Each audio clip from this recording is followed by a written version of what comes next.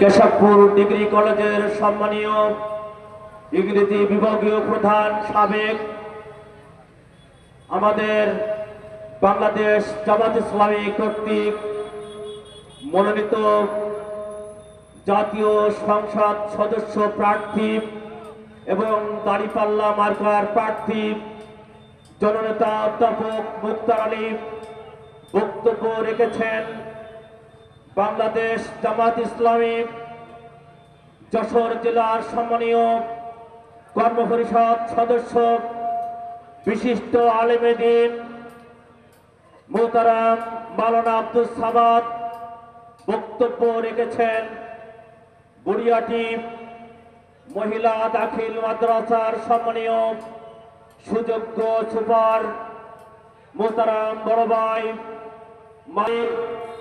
Master Hafizur Rahman, অত্র ইউনিয়নের নেতৃবৃন্দ, আমার সামনে উপস্থিত সুধীমণ্ডলী, সকলে সালাম ও মুবারক।